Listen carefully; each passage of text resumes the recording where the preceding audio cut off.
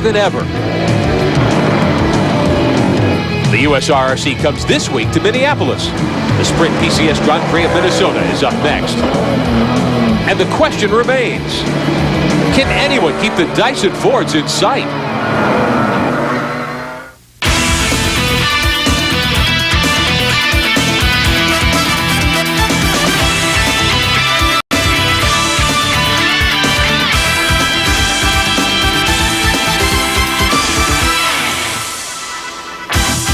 Welcome to downtown Minneapolis, Minnesota, the Sprint PCS Grand Prix of Minnesota this weekend. The USRRC's Can-Am and GT machines ready to do battle for an hour and 45 minutes here on a 1.6-mile street circuit. It's great to have you with us this Sunday afternoon.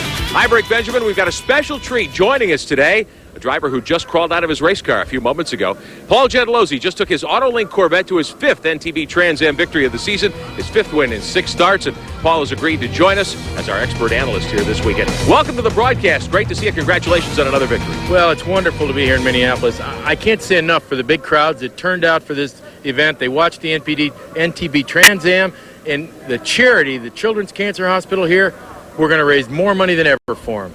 You've driven all the cars that we're going to see, all the types of cars we're going to see here. You've driven the open cockpit Spiders, the Can-Am type cars, the GT machines. What kind of race will we see here today? Well, durability is a big issue. All the fans should watch the cars on the main straightaway because there's going to be lots of air time. An hour and three-quarter here is like an endurance race anywhere else.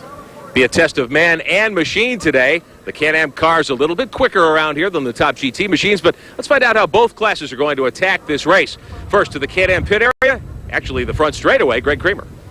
Well, gentlemen, they were no less lethal in qualifying. The Dyson, Riley, and Scott Ford swept the front row. James Weaver in the number 16 car on pole. Now, Weaver was feeling very sick this morning. He's a little better now. We asked him how he's doing. He said he'll be fine as soon as he can put the hat on and get underway in this number 16 Riley and Scott Ford. Now, the car that's going to line up next to him, the number 20 team machine, is being driven by Dorsey Schrader and Elliott Forbes Robinson. And Elliott's getting tremendous fuel mileage. They might be able to make this race in just one stop instead of a stop and a splash. And in terms of speed, Dorsey Schrader's warm-up time almost a second quicker than Weaver's pole time this morning.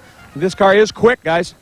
As we showed you at the top of the broadcast, the Dyson Fords have certainly been strong. They've been dominant in USRRC competition so far here in 1998. But the GT machines, there are 3 categories of them, GT 1, 2, and 3. They may have something to say about this before the afternoon is over. Let's find out how the top GT pilots are planning to attack things today. Here's John Bisignano. Well, it's going to be Doc Bundy and Johnny O'Connell that will be piloting this beautiful number 4 Panos. Now, this is a name that has brought back pride to GT manufacturing to the USA. Just located right outside of Atlanta, Georgia, they have proven themselves competitive throughout Europe and North America. Their plan here is to go from their pole position in GT1 straight to the flag. They want to make it a flag-to-flag victory. They'll certainly be trying hard. They've got a couple of great drivers ready to settle up in that Panos car number 4. We're live on Speed Vision with the USRRC Can-Am and GT machines in Minneapolis. We'll be right back.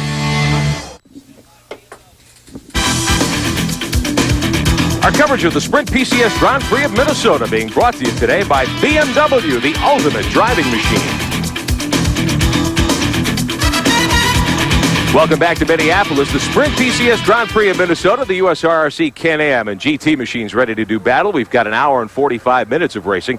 An endurance event, a timed event today.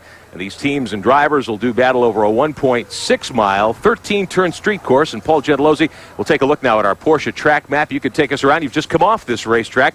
What's the most difficult part of this circuit as we take a look at that map? Well, there are really 2 areas of concern. As we come down the front straightaway past the start-finish line in the Can-Am cars at about 170 miles an hour, turn 1 braking area is quite rough, and it's a 90-degree turn. Once you're into the chicane area, 2 and 3 are still a little slippery. The grip is getting better, and it's a tough place to pass from. All those brave guys that want to get by you are on their way in number 1. Turn 4, 5 are a second-gear turn that require rhythm and very little braking from the driver. Out of 5, we're from second gear to third gear, on the way to 6, back to second gear. Another short burst, 6, 7, 8, and 9 are all the same. Got to watch out for the manhole covers, though. 10 leads on to a short straightaway that is the toughest braking zone and where we see the most driver mistakes going into number 11, the pit straight turn. It's downhill and off camber. You got to be careful there. That's where my pal Brian Simmel bit it in the Trans Am race. 11 to 12 is important. Again, a tough break zone, and then back to that all-critical straightaway. Got a couple of 90-degree right-handers to get you back onto the main straightaway as we take a look at the Dyson pilots saddling up. They'll be starting on the lead row. Let's take a look at our BMW starting lineup this afternoon. On the pole, James Weaver in his Riley and Scott Ford from the Dyson stables ran 76.4 miles an hour. Elliott Forbes Robinson in the 20 car will line up alongside in row number 1. The second row, the AVE Ferrari. That's the Bill Dollarhide Mike Davies machine. And outside, the Panos, the only one here this weekend, the GTR car that's in GT1. Doc Bundy will start in that car. Row 3, Scott Schubot in the Camphordam machine. Car number 8, the support in that Can-Am machine. And Vic Rice will start the Mosler Raptor, another GT1 car, in that third row in the number 6 spot. Starting 7th today in one of the BMWs, one of Tom Milner's cars. This is the 6th car, the Yokohama Fina machine. Peter Cunningham and Brian Simo will share that car. And on the outside, starting 8th, the Kudzu Chevy, the 95 car, Tom Volk and Jarrett Schrader. Row 5, Ross Bentley in another one of the Milner Corporation BMWs, car number 10. And outside the 07, that's a Porsche 911, Danny Marshall and Darren Law. 6th row, the 06 in GT3, a Porsche. Trip Goulsby and Rick Polk will share that machine. And outside, the Oppenheimer Racing number 26, that's Eric Johnson and James Oppenheimer. The 7th row, one of the Mazdas in the field, the 75 car. This is a GT2 machine, Cameron Worth and Scott Sansone. And the Denaba Buick, one of the Can-Am cars, A.J. Smith and Joaquin DeSoto. The 92 car, and Smith will start in that automobile. Next row, the 86 car. That's the automobile, the First Union Porsche of Steve Marshall and Cole Scroggum. And alongside in GT2, the 52, the Easton Prop Porsche, David Russell and Bill Stitt. We take you back to the 9th row, the Johnson Autosport Porsche 993, Bob Johnson and Tom McGlynn, and alongside the Hawk Chevy, or actually it'll be Terry Bootson and the Champion STP Porsche. A couple of cars did not make it to the start today. This is quite a story. The Champion Porsche number 38 caught fire yesterday in practice and qualifying. They didn't get a qualifying time. They'll line up in 18th spot on the field. Back with more in Minneapolis. Welcome back to the streets of Minneapolis, the Sprint PCS Grand Prix of Minnesota on Speed Vision today. Rick Benjamin and Paul Gentilozzi in the booth, and we're really pleased that Paul could join us as we cover the USRRC Can-Am and GT machines for you. The cars are underway, ready to group up for the start. We have some in-car pictures to show you this afternoon. We'll be riding along in the Ferrari of Bill Dollarhide, the 88 car. Dollarhide will start toward the front here today. In fact, he qualified 3rd with his co-driver, Mike Davies, and they'll line up in the 2nd row. Also, we'll be taking you for a ride in one of the Yokohama BMWs, one of Tom Milner's machines. Peter Cunningham and Brian Simo will run this machine today. And you know Brian quite well, Paul. He had a tough Trans Am outing earlier today, as you mentioned. Well, Brian really is trying hard. The team's starting to come together. They're working hard, and I'm a tough guy to chase. Yes, you are. Well, anyway, we'll be pleased to ride along with Petey Cunningham and with Brian Simo and with his brother Mark and Ross Bentley. They'll be starting 9th today in another of the Milner cars. This is the 10 car in GT3. So we've got a variety of views for you here this afternoon. The 6 car will be in GT2. And we're going to show you the car that had quite a bit of problem here this weekend. One of the main contenders in GT1, the Champion Porsche. This is the Porsche GTR 1. Yesterday, that car caught fire during practice and qualifying. They worked till 3 o'clock this morning, Paul, trying to get that thing put back together. Well, fires before a race. I mean, it's unfortunate when this happens, but turbocharged cars make a lot of heat. And when you have 2,000 degrees, you can have a fire. We had it happen in '94, 2 hours before the start of the 24-hour Le Mans. Tough weekend, certainly, so far for Terry Bootson and Bob Wallach, who will team in that car. And Wallach, of course, at Le Mans just a couple of weeks ago, came oh so close to winning once again, coming home 2nd in one of the factory Porsche entries. And they will line up shotgun on the field today. Well, those who know Bob, like I know Bob, he and Terry are not going to be real patient coming up through the field. So I don't envy the GT2 and 3 guys. They're going to be aggressive. This is a busy part of the season for these teams. Many of them, of course, running not just the USRRC, but also the Pro Sports Car Series that you see here on Speed Vision so often. They raced last weekend in Road Atlanta, and some of the cars just needing a break this week. So the entry list a little down from what we might normally see. 22 cars originally entered. We'll have 18 taking the green flag here today. Safety car headed in. We should be set for green this time by. James Weaver will have the pole in the 16. Elliott Forbes Robinson will start the 20 car for the Dyson Stables. On row number 1, the 2nd row, the AVE Ferrari, Bill Dollarhide and Mike Davies, and Doc Bundy and Johnny O'Connell sharing the Panos, the silver Vistion number 4 that you'll see a lot of here this afternoon.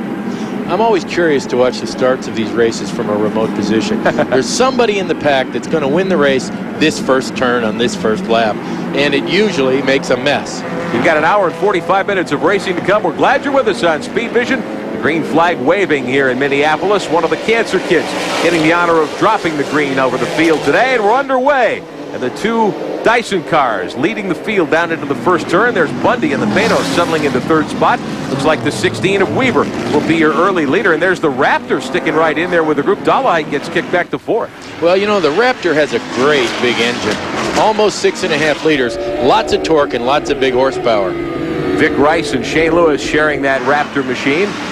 Big Dyson cars coming through the corner. Vic Rice has raced a lot of the Trans Am type cars, the GTA cars in California. He's used to these bigger, heavier cars, and I think we'll see Vic do a real good job today.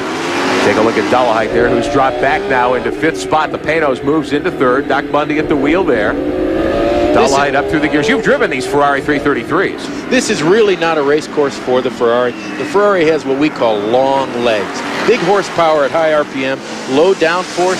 The Riley Scott cars that Dyson has are big downforce and big torque. Should be a real advantage today. And they've been very stout, of course, all season long. The 16, car of James Weaver and Butch Leitzinger off to the early lead here today. EFR and Dorsey Schrader will share the 20, and they're in second spot right now. Look at Bundy taking a look inside, coming into that tough corner. Well, I don't think Doc will be too aggressive too early. That's really not his reputation. Butch Leitzinger and I have been teammates a couple times in the past, and he spent a lot of time over the last few weeks getting data from our team, looking at throttle positions from our Trans Am car to give him some idea. This, of course, that the USRRC machines have not run on before. This is the first time they've been on the bill along with Trans Am here in Minneapolis. So a new experience for a lot of these drivers. And they don't run many street courses either with these machines. The last time they ran a course like this was Dallas 2 years ago. These cars run within a half inch of the ground. And we have some irregularities in these streets that don't really make it comfortable for them as drivers. Two Dyson cars, of course, off to the early lead. The Raptor has settled into third spot, or rather the Panos, we should say. Let's take a look at the champion Porsche, the 38 car. He is on the move, up to 13th last time by, and Boutsen's gobbled up a couple of more here.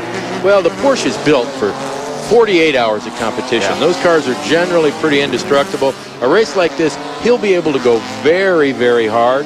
And we want to know, too, that they're grooming these cars for future endurance races, so they want to punish them a little bit, see what it takes to break them.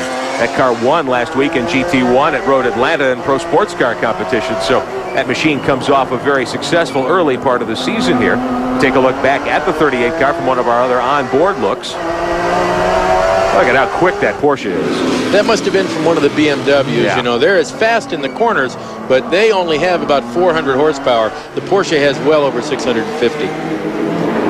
So Boutsen doing a nice job getting up onto the main straightaway, gathering up another spot. We'll take a look at the gap now from the lead back to the 38 car. They've jumped to 10th already. They've moved up 8 spots here in just the first 2 laps, and there's another position. Well, the BMWs are real good under braking because they don't weigh very much, but the carbon brakes on the Porsche GT1 car are a significant advantage. They know that they can punish the brakes under stopping for an hour and 3/4 and never worry about losing their efficiency. That was a move for 9th, so give Boutsen 9th in the 38 car. That drops Petey Cunningham back to 10th in car number 6 of the GT2 category, the Yokohama BMW Tom Miller stables. And I wonder if they may not be having a little early trouble, or they're just taking it easy. They've dropped back a few spots. Well, I think they're pacing themselves. They know that they really have the right car to win this race, and the worst mistake you could do would be to go out too aggressively and try to race cars that are out of your class or faster than you. With the short entry list, there are 3 GT1 machines in the field here today, the Porsche being one of them, the Panos being the other one, and then you've got a third car in that category, the Mosler Raptor, also in GT1 this weekend. So it's still the Dyson cars, the 16, James Weaver at the wheel. We've seen that car win a couple of times this year. Well, you know, James has kind of learned a driving lesson this weekend. Really? Our pal Dorsey Schrader has been faster most of the time. Dorsey, of course, knows this racetrack from having been here a couple times. And I think that it's great when Trans Am drivers get to go to these other series and show their talent. Good battle a little further back. The 8 car, Scott Schubot and Henry Camperdam sharing that support that machine.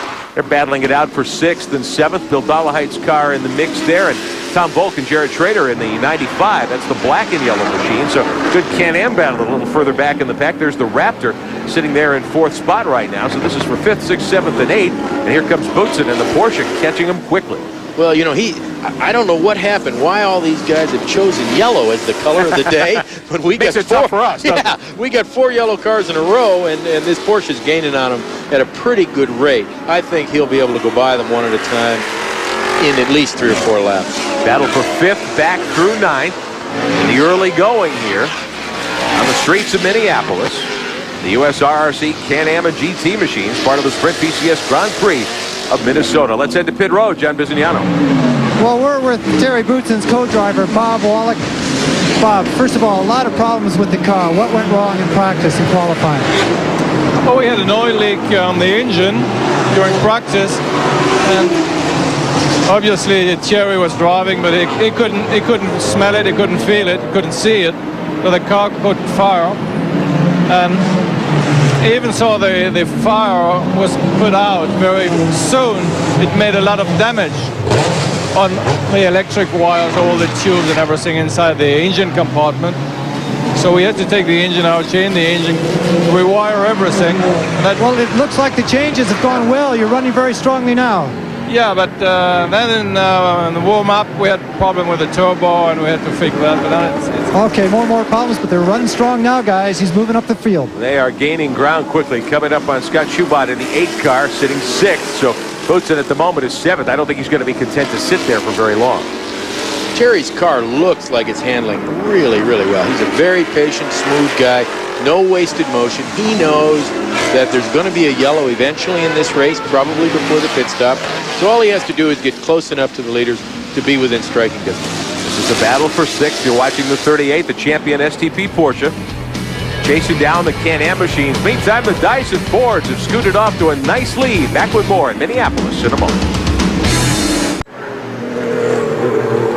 Welcome back to the streets of Minneapolis. The Sprint PCS Grand Prix of Minnesota. The USRRC's Can-Am and GT machines on the track. I'm Rick Benjamin alongside Trans Am star Paul Gentilozzi. John Bizignano and Greg Creamer on pit road for us today on Speed Vision. James Weaver out front of the 16 car, right behind him. Elliott Forbes Robinson in the 20. Sitting 4th is the AVE Ferrari, the 88 car. Mike Davies and Bill Dawley share that machine. Davies driving. Paul, what's he going through around this racetrack? Well, first of all, this is a very, very stiff platform race car. It is a sequential gearbox with 6 forward speeds, which means that, like a motorcycle, there's no H pattern. You just pull it back or push it forward. Low downforce, so he's fighting to keep the front of the car planted at these very, very low speeds. Now, this car was actually built for Ferrari by Gianpaolo Dallara, who's had all the success in the IRL. Their factory near Bologna, Italy, constructed these cars as a project that got started by Andy Evans and Piero Ferrari. They cost a lot of money, about $1 million when they were new, ready to race with an engine. And Andy sold this team to the Dolomite team, and they've really done a good job at getting here and being prepared. He looks like he's struggling as he comes down the front straightaway. They're running these engines now at about 10,500 RPMs. Wow. They were originally designed for almost 14,000. This engine package came from the Formula One program. The size was expanded to make the engine a little larger. When I first drove them at Daytona, we were using 12.5 for an RPM limit, and they had well over 750 horsepower. It looks now like he's struggling a little bit with turn-in. As you can see his hands moving, the car pushes on the way into the corner, he overturns, and what that creates on the exit is what we call an oversteer, where the back of the car wants to slide out. He's struggling, turning, and then has to catch it on the exit. Mike Davies steering the car at the moment. They are riding in 4th spot behind the 2 lead Dyson machines. There's the 20 of Elliott Forbes Robinson running in 2nd behind his teammate James Weaver. Let's go to pit road. Greg Creamer. Well, we're standing by with the guy. Well, I have to explain it, Dorsey. Of course, the last couple of years, when you were running against Paul, I don't think he said this, but he's calling you our friend Dorsey now. But we were wondering about the strategy. You had indicated there was a possibility you might be able to do this race in one stop because of EFR's mileage. He's looking awfully racy to be trying to conserve. Well, he's just keeping up with James's pace. James was real ill this morning, didn't feel well. They wanted to kind of distance themselves into 1st and 2nd and then ride. Of course, Elliott's got a little bit of draft going on, pick up the fuel mileage. He's getting awesome mileage. It's not just Elliott. There's some differences in the motor programming. The mapping on the motors is different. We're going to push the envelope. We're going to try to win it with that. Obviously, you need some help, I would guess, with yellows, though, to really make that one-stop strategy play out, comfortable. Well, yellows would be our buffer. That would give us the cushion. Right now, if it goes green, we're looking at maybe being able to make it anyway, but it's really pushing the envelope. Yellows just give us the icing on the cake, so if nothing happens here, I'm going to go in the back straightaway and cause a nuisance. And keep in mind, after the time he turned this morning in the warm-up, Dorsey doesn't want to conserve. He wants to run. There are your two Dyson machines coming up on a couple of the slower GT2 and 3 cars. They are leading by a wide margin here, but the gap between the two Dyson cars is about a quarter of a second, so it's a tight battle here. And take a look at this. Terry Boutsen has brought the Porsche GT-R 1 up to 4th spot now. He's gotten by Dolheit's machine, he's gotten by Scott Schubot, and he is up knocking on the door of the Panos, and that'll be a battle for GT1 honors today. As we watch that 38 machine work down the short straightaway and take it to the inside, make one pass there. He's heading toward the main straightaway. Is this car a car that's capable of winning overall here, Paul? Oh, I really think that it is. One of the things that the Porsche has that most of the other cars don't have is a little boost knob on the dashboard. He can make horsepower be effective for him everywhere. Now, they've designed this engine package for 24 hours or more. I'm sure they've got the boost at max, making big-time torque and power. The champion Porsche team, they've been very strong all season. As we said, they won GT1 last week at Road Atlanta. They're 4th overall. Bob Wallach will finish up today for that team. A couple of guys that, I'll tell you, if you had to pick a team of drivers for an endurance event, you'd certainly like that pairing of Boutsen and Wallach, with all the history they've got. Well, I've never driven with Bob Wallach, but a lot of friends and other teammates I have. Bob is one of the more controlling drivers. He wants to make sure that he spends all the time in the race car at the endurance race so that it's safe for all the other drivers that are with him. How thoughtful of him and kind. Bob is really a thoughtful guy. Well, Terry Boutsen at the moment doing a terrific job. Remember, they started 18th. We've only run 9 laps. They've come to 4th spot. Here's the car that's 3rd overall, the Panos, with Doc Bundy and Johnny O'Connell at the wheel today. And there's the gap back to the 4th place Porsche overall. There you see the Dolomite and Davies Ferrari running 5th overall. Boutsen's gotten by that car. And here we go, the GT cars up onto the main straightaway. I hear this Panos is a lot of fun to drive with that mid-engine design and all that Ford horsepower. You know, it reminds me of the old Ford Probe GTB car that won at Elkhart Lake about 10 years ago. And it's an interesting technology. That car was designed by Renard, and they've done a magnificent job. It is really not good on this kind of racetrack. Now, it has a Winston Cup spec 358 cubic inch engine with electronic fuel injection. Probably makes well in excess of 650 foot-pounds of torque. Wow. Big-time torque numbers. It's got a small tire, a little bit smaller tire than the Porsche has. It'll be interesting to see that battle. They are 3rd with the Panos. There are your 2 lead cars. James Weaver in the 16, Elliott Forbes Robinson in the 20. Back with more in Minneapolis in a moment.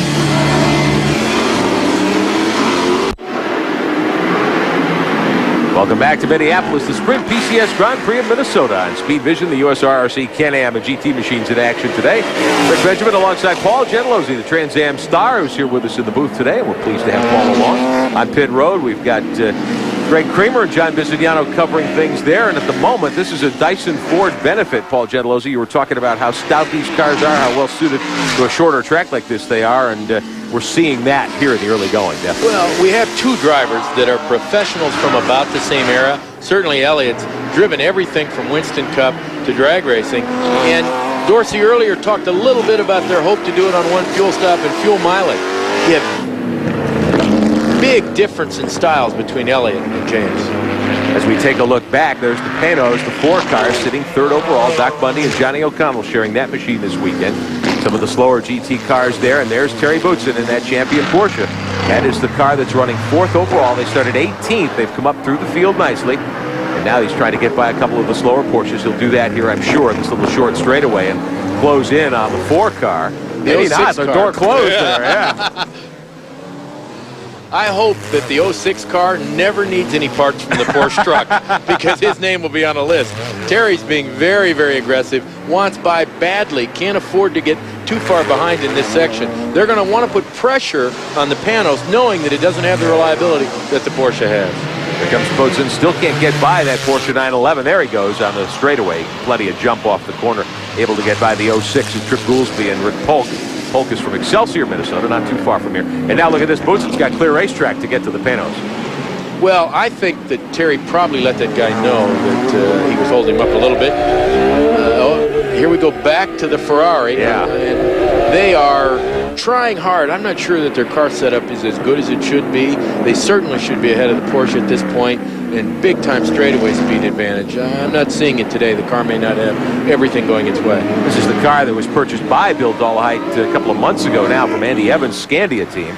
And they are 5th overall in the 88. Mike Davies driving the car in the first shift. Then you have the 8th car, the Scott Schubot Henry Camphordam machine. That's the SupportNet Can-Am car in 6th overall. So you've got 2 Can-Am machines, 2 GT1 cars, then 2 more Can-Am machines, actually 3 more, because back in 7th spot is the 95, the Tom Volk and Jarrett Schrader machine. You know, I can watch, as I watch Davies in that car, he's having a lot of trouble with steering input. On the exit of a lot of the corners, he's having to go back the other way with his hands on the steering wheel, which means that he's got an oversteer. Minneapolis isn't the kind of place you want the back of the car sliding out from under you. Now this race, of course, an hour and 45 minutes in length, and the Can-Am and GT cars are running together, but there are several races within the race. You've got the Can-Am battle between those cars. This is a race for 3rd in Can-Am right now between the 88 of Davies and the 8 of Scott Schubot. And then you've got the battle of GT1 plus GT2 plus GT3. So really 4 different battles for victory taking place here this afternoon as we watch Davies running along in 5th and then the 8th car in 6th overall. But again, that's for 3rd in Can-Am competition. 14 laps are complete. We're running an hour and 45 minutes today. So we've got probably about an hour and 20 or so to go of racing time here on the track this afternoon. There will be at least 1 stop. Some of these teams think they can do it in 1. Others will need 2 stops if they're not getting superior fuel mileage. And there will be driver changes, of course, which, as we saw at Mid-Ohio, as we saw at Homestead earlier this year, makes things pretty interesting. Unlike at Homestead, where the Elliott Forbes Robinson Dorsey Schrader car went off in the gravel a couple of different times. They don't have to worry about that here, but you've got those concrete fences very, very close to the racing surface here. So we watch this Can-Am battle for 3rd overall as they continue to circulate. I'm going to take you back and show you some of the GT cars. That's one of the Can-Am machines in competition. We'll take a look back at some of the BMWs that have been so dominant here this season. The thing that we want to know about this racetrack is you only get to make 1 mistake here. Clip 1 inside corner, miss an apex by a little bit, tag the wall on the outside, and your day is pretty much over. I think everybody's being very careful. I'm surprised we've gone this long without a yellow flag. How hard is it to drive at a track like this where you can't see around the turn? Well, you have to know what it's around the turns. Trans Am guys had an advantage of having been here before. These competitors on a 2-day weekend don't get very much racetrack, so there's no instinct to what they're doing. As we get to this section of the racetrack, everything looks the same. There's a sequence of 6 corners, all used in 1 gear, all of the same 90-degree angle. It's really easy to forget where you are. Take a look at the BMW, the 6th car. We've got an in-car look from that machine, the Yokohama Fina car of Petey Cunningham and Brian Simo. Brian, of course, 5th in the Trans Am event earlier here today. This is his 2nd start for the Milner team. He's driving in relief of Boris Said, who's busy today at Watkins Glen in the NASCAR Busch Series event. Boris, in fact, was the pole sitter at the Glen earlier today. Jimmy Spencer's Chevrolet for the Lysol 200 that was run earlier this afternoon. Cunningham and Simo sharing the 6th car this weekend. You know, we got a pretty good battle going there in GT2. Right behind the BMW is a Porsche, and he stayed right with Petey. Petey, of course, is probably under team orders not to go too hard too early, but they're staying close together. They're both 1 lap down to the entire field. There's the 07. He is leading in GT3, and we'll take a look at that machine, the 07 with a nice run going. That's the 7 Habits of Highly Effective People Porsche. Danny Marshall and Darren Law sharing that car. They move inside the first Union car there. We'll be back with more in Minneapolis in a moment. Yeah, he's 11th. The Sprint PCS Grand Prix of Minnesota. Our coverage being brought to you today by Toyota. Every day belongs to you. Make it count. Toyota. Every day. Couldn't ask for a better day weather-wise to bring you USRRC action on Speed Vision. Rick Benjamin and Paul Gentilozzi in the booth today, and we're pleased that Paul, in his driver's suit, could join us after scoring his 5th Trans Am win of the season. There's one of the 2 Dyson machines that have been setting the pace since the drop of the green. We put 18 laps on the board. We'll show you our Toyo Tires field summary now. Weaver and Leitzinger, the 16 car, James Weaver driving. They are the leaders. EFR driving the 20 at this moment. Dorsey Schrader will take over later. They're in 2nd spot, running 3rd, 1st in GT1. Doc Bundy and Johnny O'Connell in the Panos, the silver number 4 car. Then you've got Terry Boutsen and Bob Wallach in the 38. As we watch Weaver move by one of the slower machines. Mike Davies driving the 88 car right now in 5th. Scott Schubert in the 8th, sitting in 6th, 4th overall in Can-Am. And then Tom Volk and Jared Schrader, they're 7th overall in the 95. Shane Lewis in the Raptor right now in the 2 car running in 8th. Smith and DeSoto are 9th in the 92. And we'll take you through the rest of the 18-car field here. Peter Cunningham and Brian Simo back to 10th. And Paul, we were talking about that car earlier. We've been riding with them. They don't seem to be as quick as we would normally expect. I'm surprised. Now, they may have a strategy of going for just one pit stop, and the Porsches may have to do 2. But the 07 car looks very, very strong. It has actually pulled away from them a little bit. As I look at the lead cars, there's something wrong with this picture. Efer's not in it. Efer is Elliott Ford Robinson, and he must have given up the idea of trying to run with James. Now, you were talking earlier about Elliott and his ability to coax good gas mileage out of this machine. What's he doing out there? Well, there is a real difference in style. Anybody who's watched James Weaver drive knows that James is the last guy to get off the gas and the hardest guy to get on the brake. He also uses a lot more throttle in the corner. Elliott stops sooner in the corner, lets the car coast through, carrying a little more speed while off the throttle, and then rolls very gently on. All of those years of driving a turbocharged car, GTU gave Elliott that experience of how to keep the power level up, the momentum up, without using the throttle so abruptly. Much easier on the car, too, I would think, to drive that. Oh, he's a great endurance driver. That's what makes him good. Look at the battle now in GT1. There's the Panos, 3rd overall, and there's the Porsche, 4th overall, and that is also for class honors. Boutsen has caught right up now to the Panos. Well, this will be an interesting battle. The cars have about the same amount of horsepower. They both weigh around 1,850 pounds and have the same brakes and tires, so it'll be an interesting battle. Doc Bundy at the wheel of the Visteon Panos there, the champion STP Porsche. Terry Boutsen driving. Bob Wallach will get in later. You know, Doc's had one of those careers. He started sweeping the floors at Al Holbert's shop. Yeah. And when I went to my very first road racing school to get my lesson and my license, Doc was my instructor. You remind him of that frequently, I'm sure. I do. Well, yeah, every once in a while. I've enjoyed the friendship just as I have with a lot of other guys that compete in road racing. It is not true that Doc Bundy taught Ben-Hur how to race. No, but he's a great golfer, I'll tell you that. Is he? Oh, he doesn't have a job. Down the straightaway. There's the Panos moving inside one of the slower cars. To pit road, John Bizignano. A little bit more information on the psychology going around the pits here is that Terry Boutsen has to be very aggressive in the opening parts of this race to help out his teammate. Bob Wallach from France has only been on this track for 3 laps. So when he does get back out on the circuit, there'll be at least a dozen laps where he's learning the car and feeling his way around the circuit. He won't be able to go flat out for at least a dozen laps. So Boutsen wants to give him as much time as possible and maybe a lead over that Panos GT1 car. 2 cars battling for 3rd overall, 1st in GT1. Boutsen at the moment can't seem to get up alongside Bundy and to give him a battle. I thought he would be up on him and alongside quicker than this. Well, you know, Doc is the endurance smooth guy on this team. He wouldn't be the guy that they would necessarily send out to qualify. His job is to bring the car home, and he's doing a great job. For whatever reason, Terry can't get near him. Had a pass for position 2 in Can-Am competition. Mike Davies has been gobbled up by Schubert. That's for 5th overall. The 8 car has gotten by the 88, and now Schubert's gone. He's pulled away. Well, I think the Ferrari's really having a tough time with the front tires. They did some experimental wings on the nose of the car, trying to make downforce. You just can't make enough with a Dallara-built Ferrari. The other Can-Am car you see there, the 92, that's the Denaba Buick Kudzu, A.J. Smith and Joaquin DeSoto.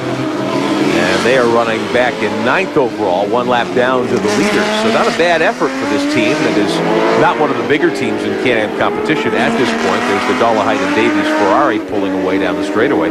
Get a look at this very long main straightaway here at Minneapolis, and you think of a front stretch as being certainly long and fast. This one seems to have a lot of attitude and elevation changes in it. Well, it's about 2,300 feet long, and you enter it in a Can-Am car at about 55 miles an hour. So it's a pretty good chance to accelerate, but big-time bumps in the brake zone. Boutsen now right up behind the 4 of Bundy as they battle for 3rd overall and GTR1 honors, or GT1 honors, we should say, here today in Minneapolis around one of the right-hand corners. Bundy covering the spot nicely. Is he using his mirrors here? I think he is. I think he wants to be sure to keep Terry behind him You notice Doc's car is handling well. There's no oversteer. The Panos cars, because of the big torque, have been known to use up their rear tire. It looks like they've got a lot of wing angle, and that flat piece across the back of the car called the gurney lip makes big-time downforce pressure on the back of the car at low speeds. Watch this GT1 battle, a Panos and a Porsche. That's pretty much the state of GT racing in this country at this point. Well, I think that Don Panos has done a phenomenal job to compete with the world-class effort of the Porsche, the multi-million-dollar team, and all of the years of experience that the Porsche company has in this. In fact, look at Doc pull away going down the straightaways. I think the Porsche's down on power a little. Terry Boutsen has done a nice job getting to 4th spot from 18th at the start, but he's stuck there. Can't get any further ahead. There's your leader, James Weaver in the Dyson Ford, the 16. We put 22 laps on the board in Minneapolis.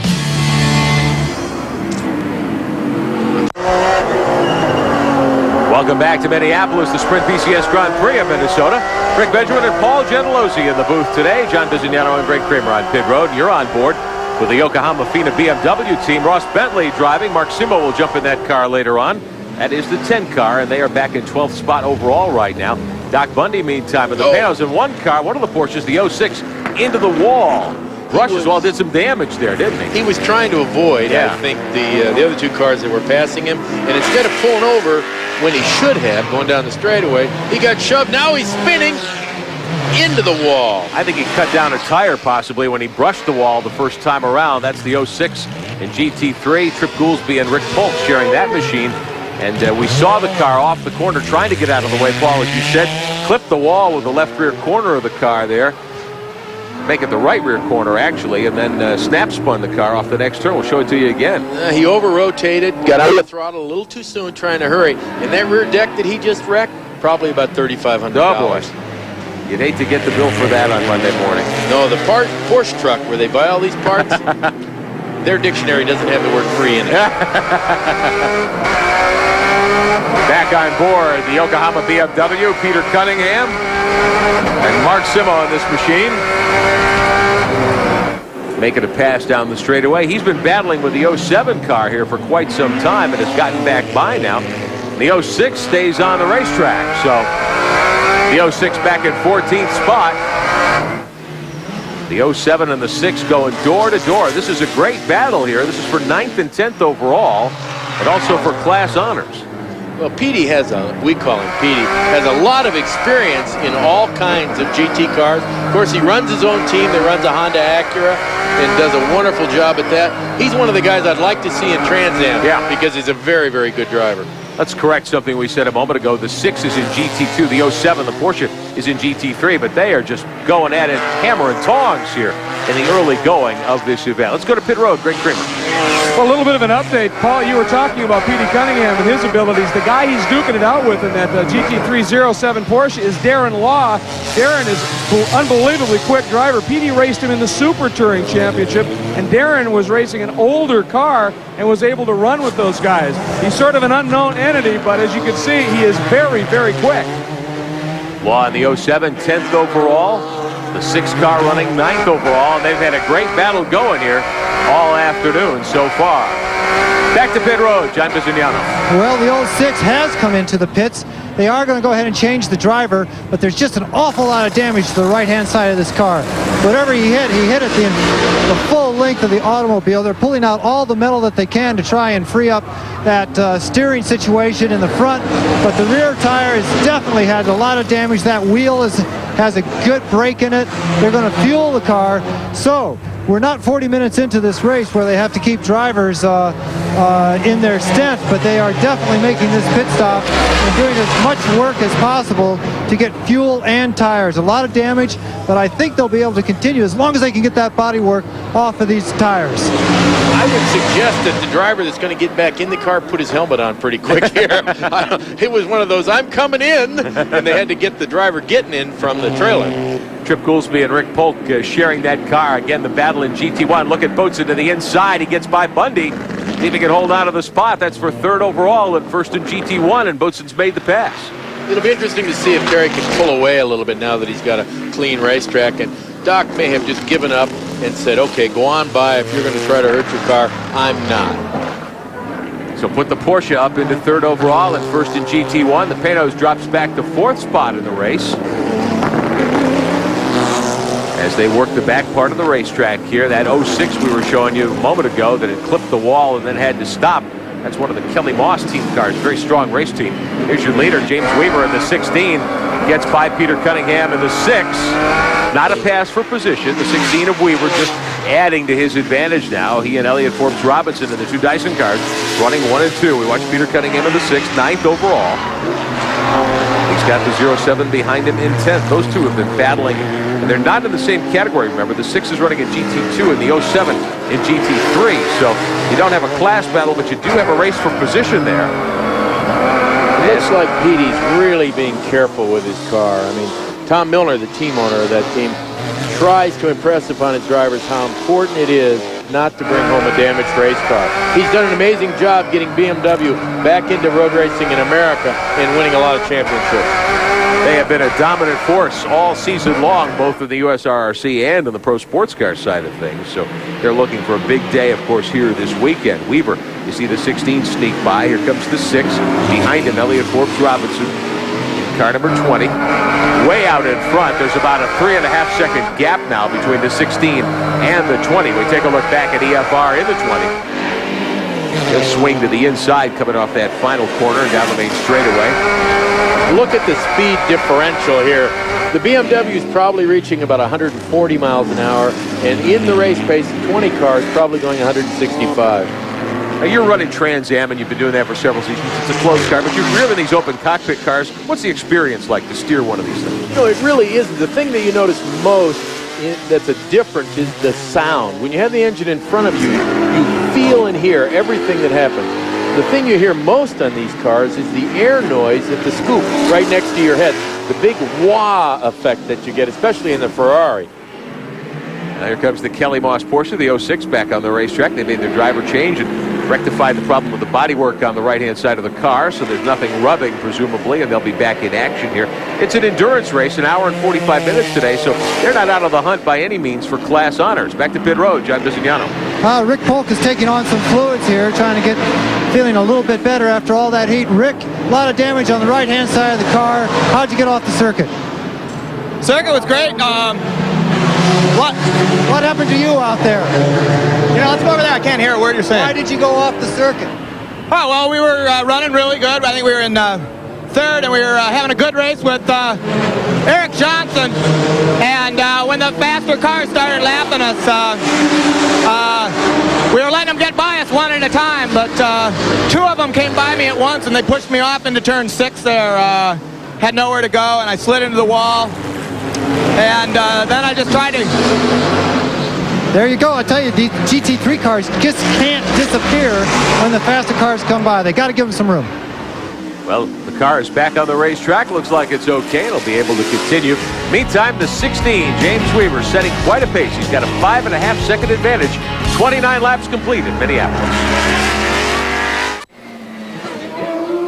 We are back in the streets of Minneapolis. The Sprint PCS Grand Prix of Minnesota. I'm Steve Vision. I'm Rick Benjamin. Paul Gentilosi's alongside this weekend. On pit road, Greg Creamer and John Bisignano. We're glad you're with us. The Dyson Fords, the stars of the show here in the early going, along with the Porsche GT-R1 as we take a look at James Weaver continuing to lead. He's led pretty much all the way. Teammate Elliott Forbes Robinson back in second.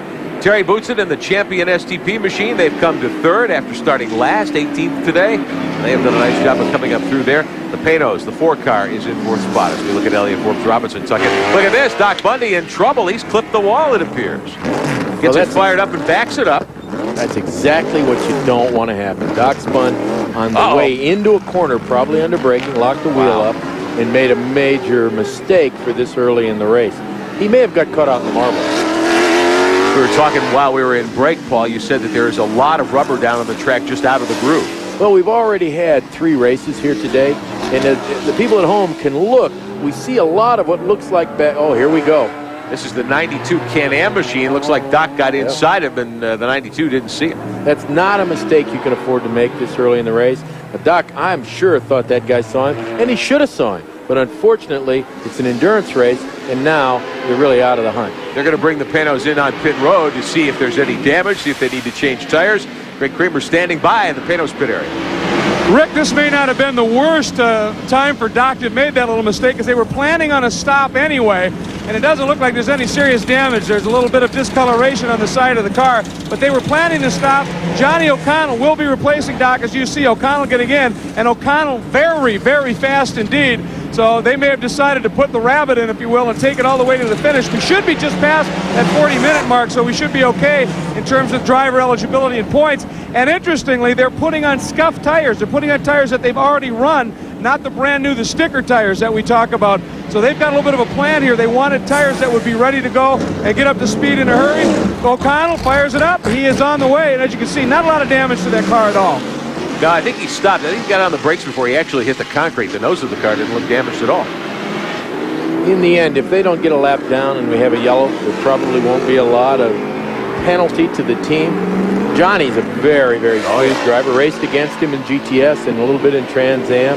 He and his wife Robin are wonderful people, and he really lives this sport. He wants to be a professional at it, has done some IRL, took a big hit a year ago in an IRL car. And he's one of the guys that I would pick. If I was a team owner, he's one of the guys I'd pick for any endurance race. Certainly a strong contender everywhere he goes. Johnny O'Connell has saddled up now in the 4 car, so we'll see if he's able to get back on the beam and get that car into contention. Meantime, it's in the hands of the Dyson team. Crew members looking on. James Weaver is out in front with an hour of racing to go.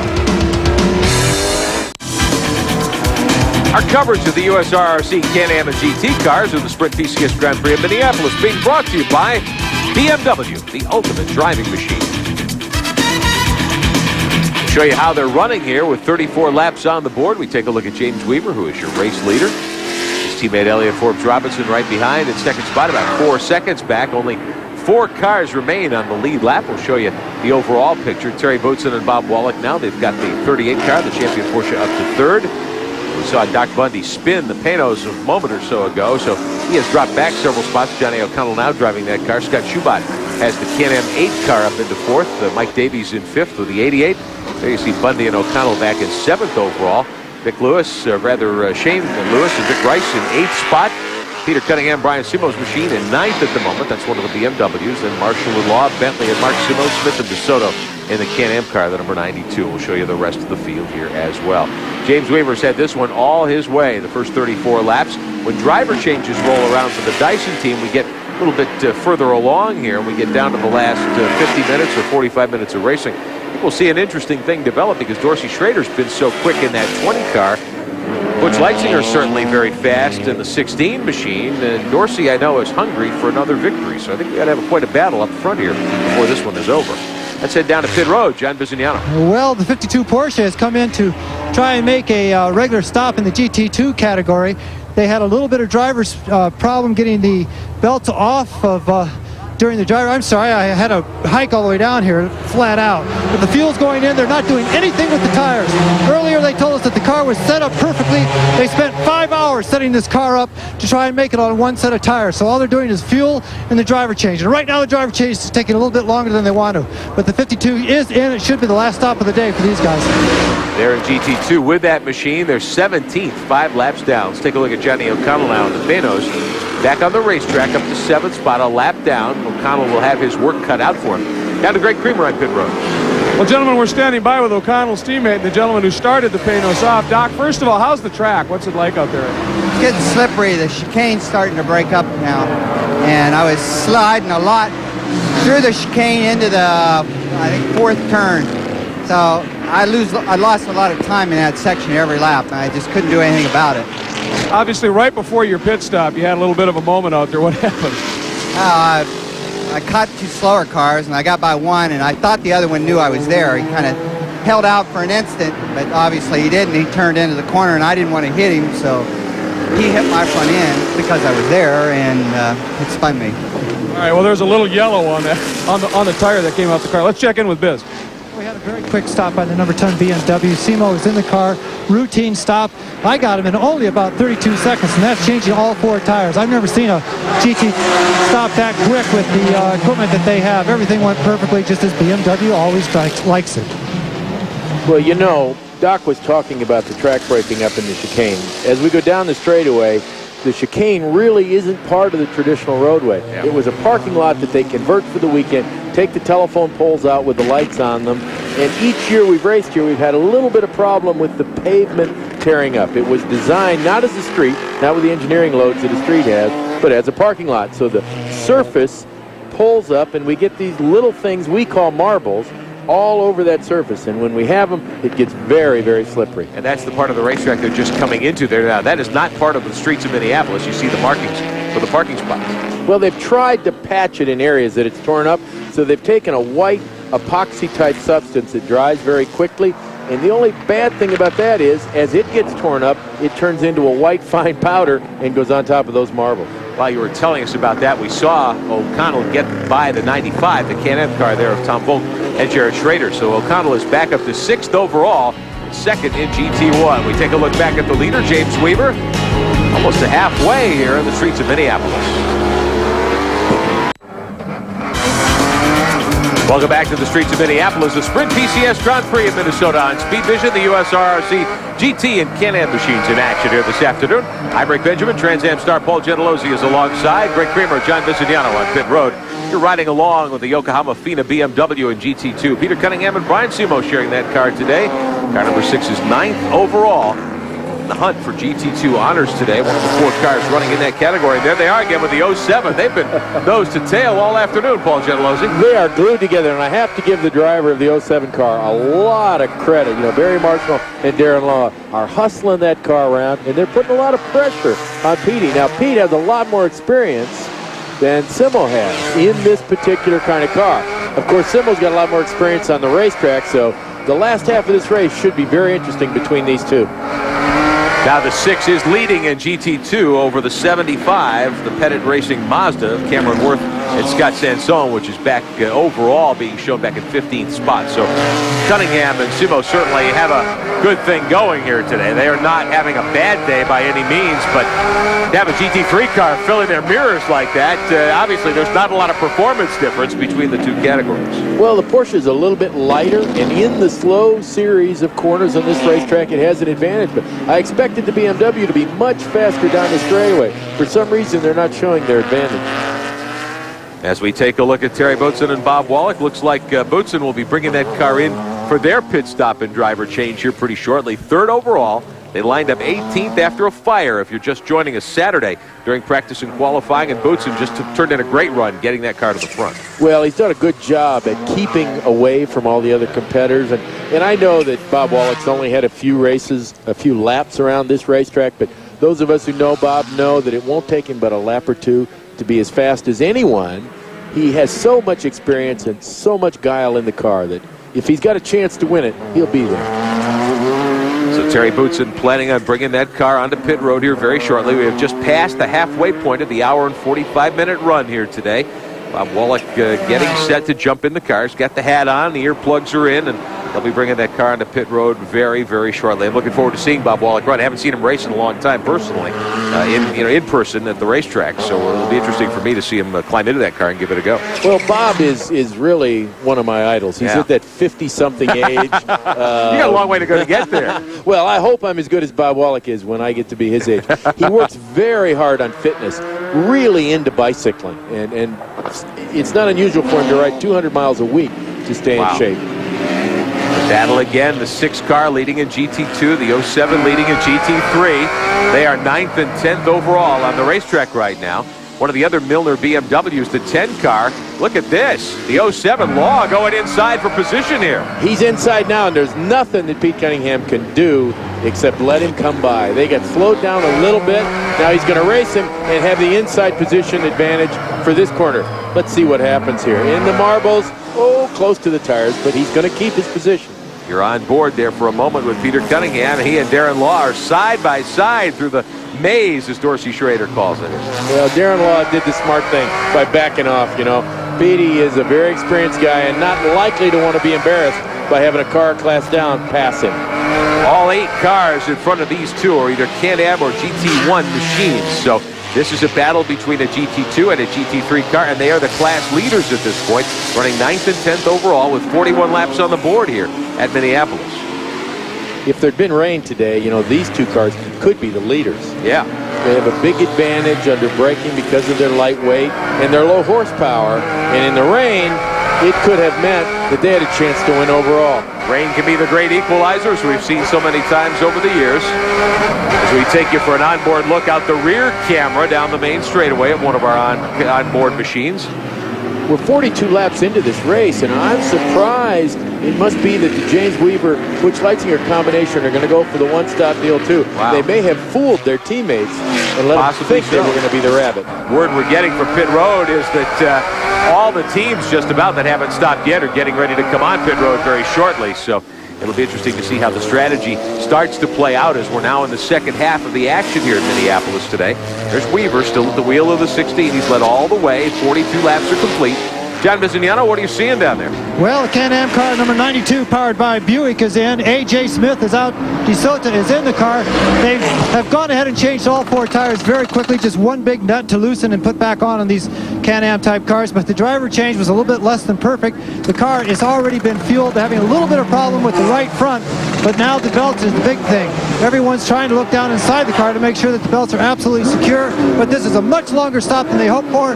All the other service is done. And Greg Kramer, you got someone coming towards you. I do. The overall leader, number 16, James Weaver, is in. He got a little break here as Scott Schubot and Henry Campernham did a driver change in their car and left, clearing a spot for Weaver. Weaver's in. As you can see, he's out of the car. Leitzinger's going to climb on board.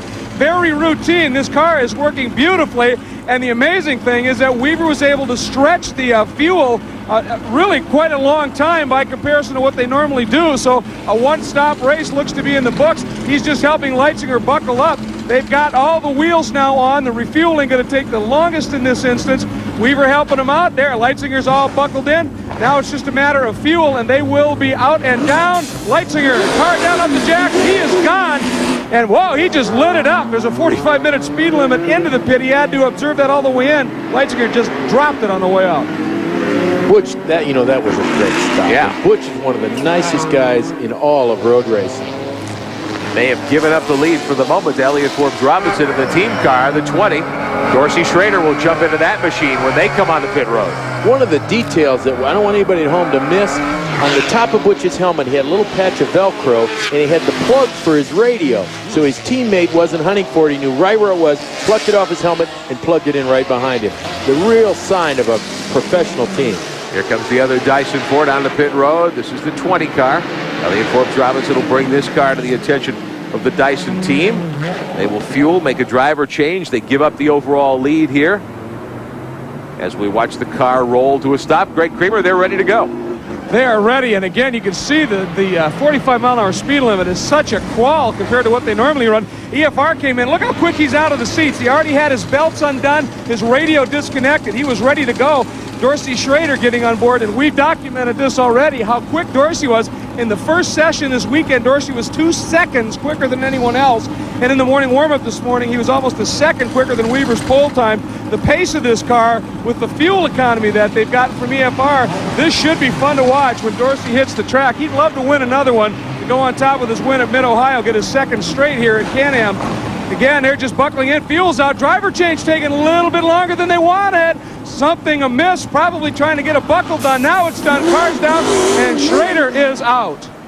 Air jacks go down. Here comes the 20 car up onto the racetrack. The 38 car, the champion Porsche, is the overall leader right now. They have not yet made their stop.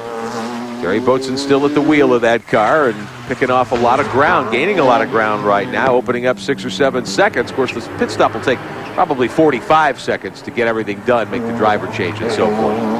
That pit lane speed of 45 miles an hour is necessitated here because we have a very, very narrow space, and safety is much more important.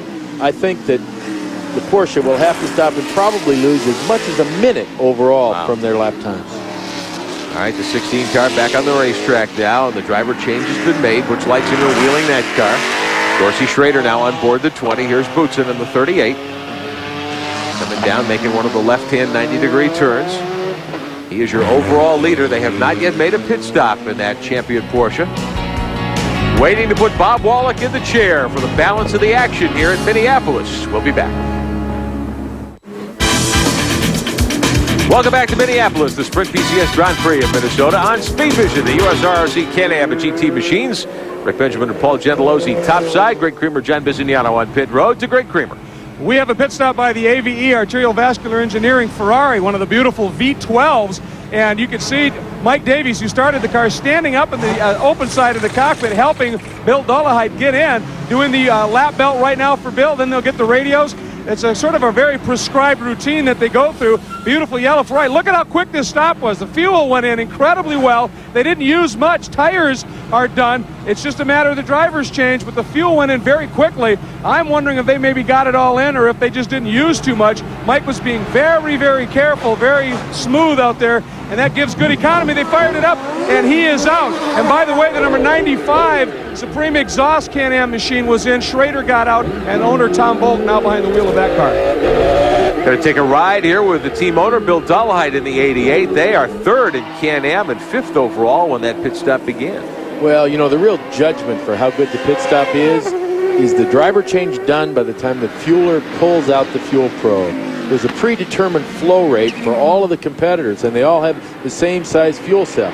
The 16 car, fuel probe was out and the driver change was done. That's the sign of a team that has everything together.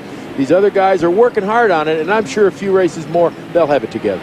Let's see how the GT3 leader does on pit road. Darren Law jumping out. Danny Marshall getting into the 07. What's the situation down there, guys? Greg Creamer? Well, we're taking a look at the stop for the GT1 machine, the Mosler Raptor, and you can see Vic Rice was out, had the door shut. Paul, what you were talking about, had the door shut, was walking away, realized the window net wasn't up. He had to go back. Everything else has been done. Fuel's in, tires are on.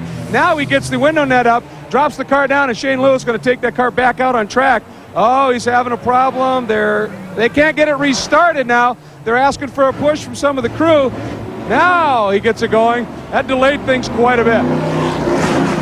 The Mosler Raptors 7th overall when they came onto pit road. That's a very unusual car. I don't know if the fans at home can appreciate it. It's a custom-built car for production, and that's why it's legal in these classes. And that was the car originally. It was called the Consulier when it first came out. Yes, it's still sold under that name in some cases, the used ones. And the Raptor folks have now come along and really worked hard on their GT1 program. Took a look at that car in mid-Ohio up close. It's got almost a boat-type windshield. There's a pillar down the middle and two panels on the side. It is a most unusual design. There's the 16 car. And how Butch Leitzinger driving that car. They led much of the early going here. The pit stop forced them to give up the lead to the champion Porsche, the 38. With Terry Boutsen still driving. They have not yet stopped, but Bob Wallach, we saw a moment ago, is on pit road ready to go with his helmet on, so you know the stop is coming here momentarily. About a 5.5-second lead at the moment for the 38 over the 16. That'll go away as soon as Boutsen comes out of pit road. Well, he's cut that lead down to 3.4 seconds the last lap, and I'm sure that Butch is making a charge. The last thing he wants to do is have a yellow flag and not be in the lead. So the Porsche guys are light on fuel. They've worn their tires out. They're being a little bit careful. They're going to have to make their stop soon. I don't think they have the performance level today unless the Dyson Fords have to stop twice. And these Dyson machines, these two Riley and Scott Ford-powered cars, have pretty much been bulletproof over the last couple of years. It's not a car that you'd expect to break here. Well, when they started the program, you know, Ford didn't make a good aluminum block, so they were having to use a cast iron block, and it hurt some of their performance because they were carrying about 75 pounds extra weight. Now they've got a good block cast, and they've got a great engine program by Lozano Brothers.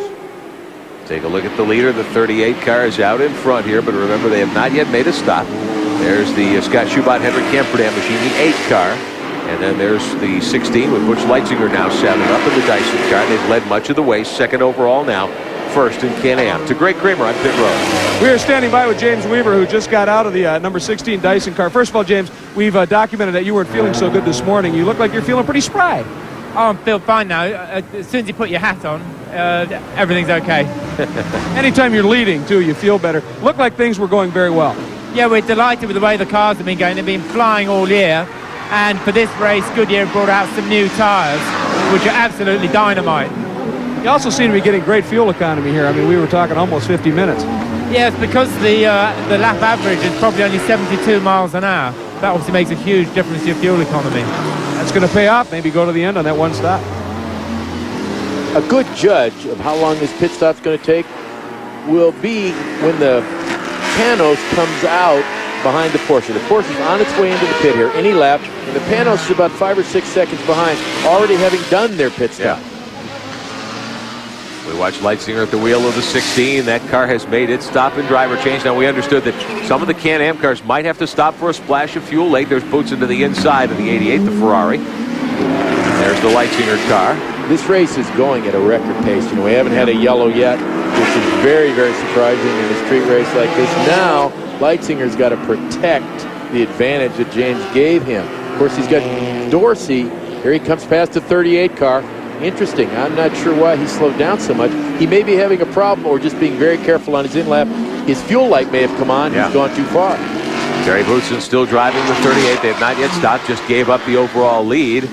Running now in second spot, first in GT1. Remember the Panos, Doc Bundy spun that car and clipped the wall a while back. They've made their driver change since then, and they're coming back up through. The Panos is fourth overall now and second to the 38 car in GT1.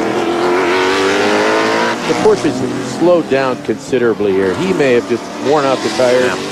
And they have a fuel warning light, which means they have a reserve tank that allows them to make 1 or 2 laps. If that light has come on, he switched on the reserve pump, and he's just trying to nurse it home without running out of fuel. Can-Am machines, your 16 car, Butch Leitzinger on top in that car. They've led much of the way. They're back in the overall lead as well. Leading the Can-Am standings here this season down. Porsche's on its way into the pits. Here comes the champion Porsche machine down onto pit road. Driver change coming, fuel and tires too, and probably the only stop that they will make here this afternoon. John Bizignano on pit road.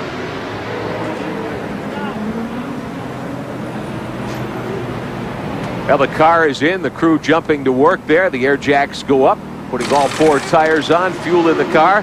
The driver change is going on right now. Bob Wallach crawling in. Boutsen will be there to hook him back up. Greg Creamer, can you see what's going on?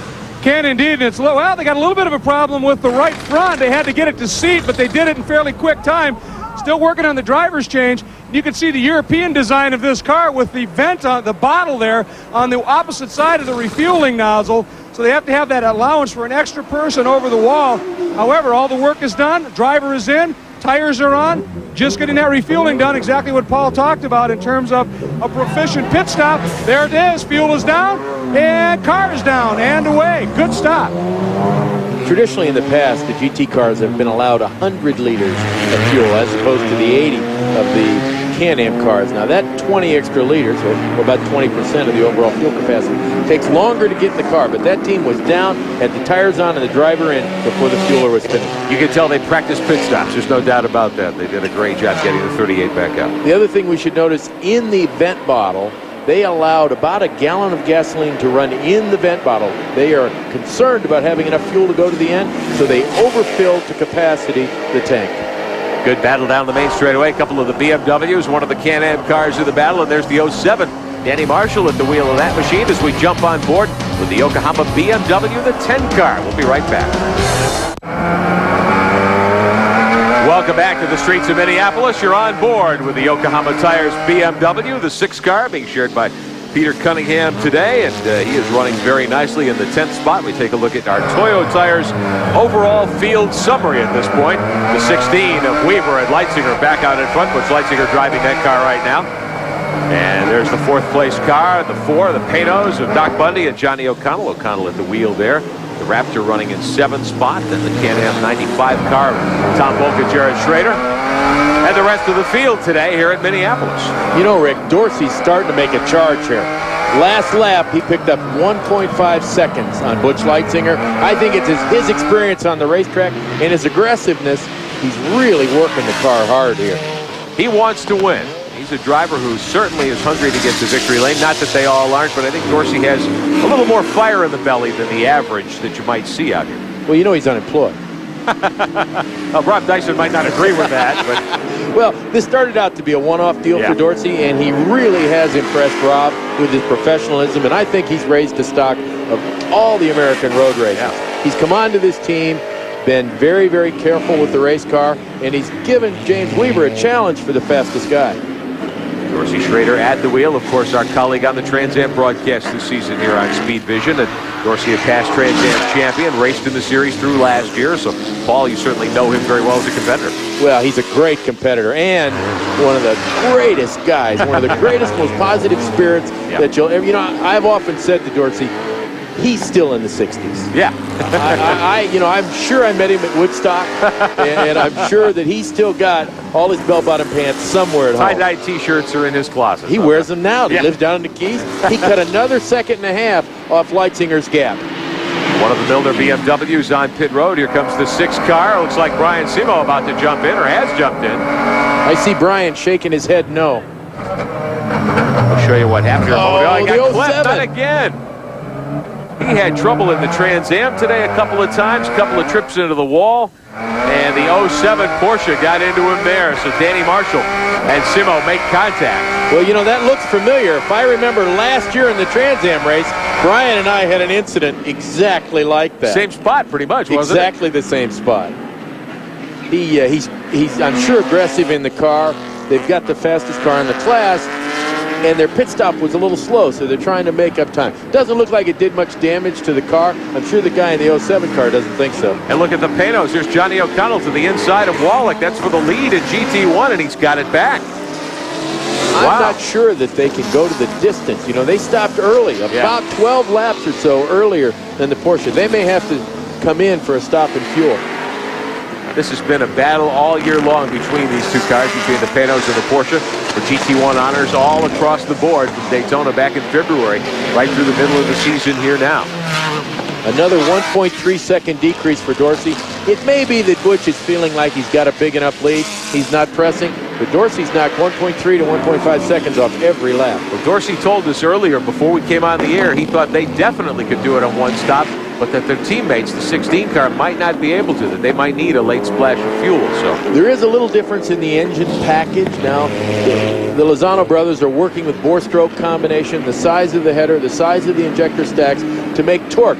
I'll bet you that Dorsey's car is using a little less engine speed. That's what gives them the good fuel economy. So it could be quite a battle down to the checkered flag. The battle at GT1 also very stout. Let's go to pit road for an update. Greg Creamer. Well, we're standing by with Thierry Boutsen. And Thierry, sometimes success comes easy, sometimes it comes with hard work, and you had a great run from dead last. Yeah, sure, but we had so many problems so far that I'm still very anxious about the race. We're leading GT1 at the moment, but it's a very, very tough race, very hard, very warm inside the cockpit of the car. But we'll see. I mean, the weekend started very, very badly. We had a fire after 2 laps in the car, and that destroyed most of the back end of the car. So the crew did a very, very good job to change everything, get the car ready for the race. We didn't have any practice. No time to set up the car, no time to get used to the track. And we're leading at the moment, so I'm pretty happy, but confident I'm not yet. How was it coming through all of those cars on this track? That had to be tough work. Well, people that I'm passing are the slower cars. They knew that my car is quick, so they let me by. I mean, there's no problem with traffic. The people are very gentlemen, no problem. All right, Terry, nice job. Congratulations. Gentlemen? Thierry Boutsen getting out of the 38. His teammate Bob Wallach is saddled up in there now, but they have lost the lead in GT1. We are live in Minneapolis on Speed Vision.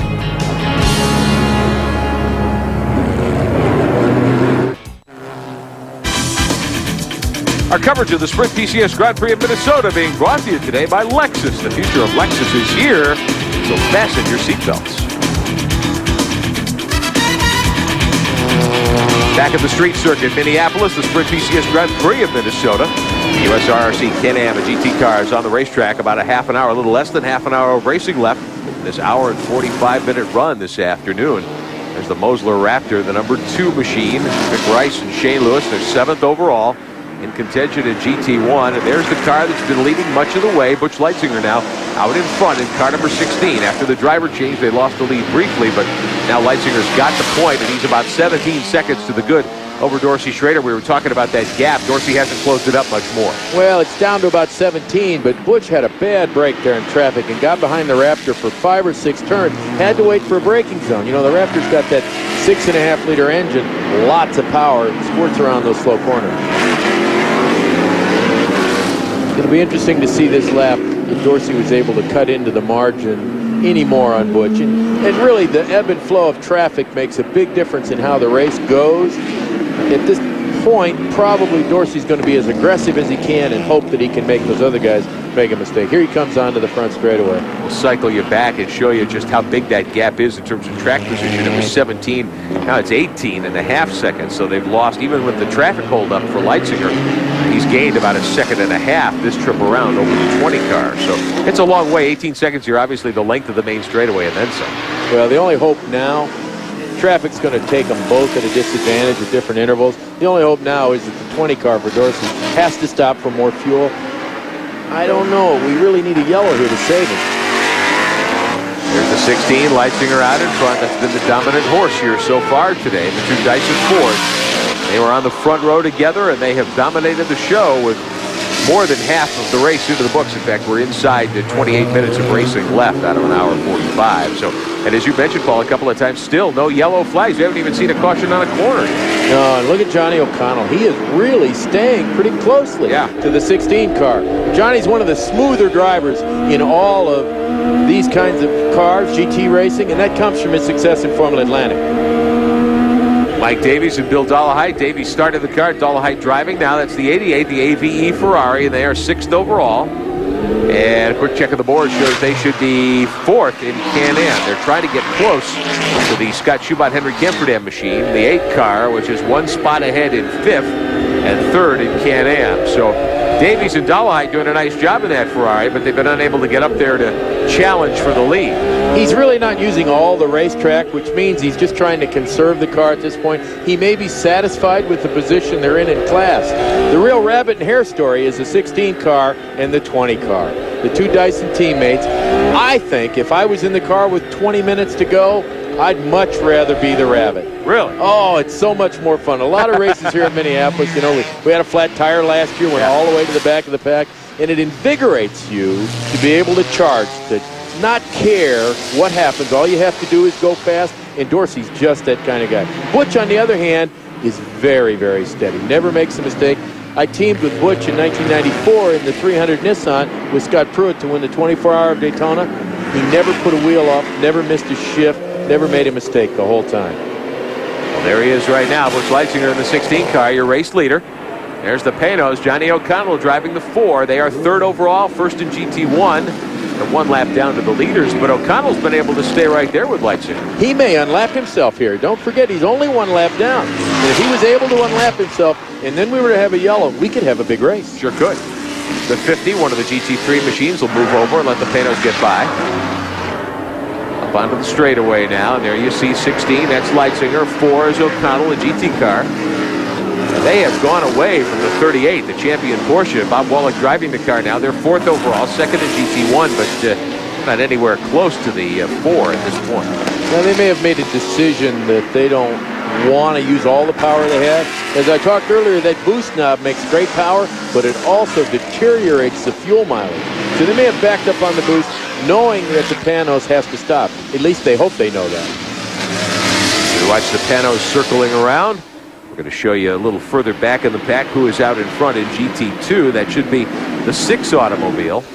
And there he is. That's one of the BMWs, one of the Yokohama FINA machines. That's Brian Simo now wheeling the car. Petey Cunningham started the machine. Brian has jumped in after a difficult Trans Am run. How hard is it to climb in one of these cars after you've driven an hour and a half in a Trans Am machine, 100 miles there? Some of the advantages are that you get to see the racetrack a lot. The other disadvantage is that the BMW is very much a momentum car.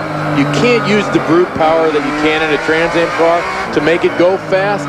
Everything about the handling is different, foreign. So I give Brian a lot of credit. It takes a lot of driver's talent to go fast in these 2 different cars on the same day. The 6 is 11th overall. Let's go to pit road, talk to his teammate, John Bizignano. Well, Peter Cunningham was the man who helped put that car so far up the grid. Beautiful GT2 car. Your first pit stop went absolutely perfectly, driver's change, but then the car was right back in a few laps later. What happened there? Oh, yeah, the FINA BMW was great for the whole first part, and when Brian got in, he was out there for a few laps, and one of the Panos cars accidentally touched him, and he cut a tire, so he just had to come in and get a new tire. Everything should be fine now. The circuit itself, is it any problems with the circuit? A lot of cars on it. The heat down here is unbelievable. Yeah, it's like a brick oven out there, but no, it was okay. Not as bad as last week at Atlanta. BMW is just perfect for these kind of tracks, so we're just laughing out there. They're laughing, but it's hot. Hot it is. Hot in the race car, hot on the race track as we watch the 6 car circulate with Brian Simo at the wheel. They're 11th overall, leading GT2 You've got two GT3 machines ahead of them. Their team car, the BMW, the number 10, with Mark Simo at the wheel. Brian's brother driving that car. We jump on board with Mark Simo now.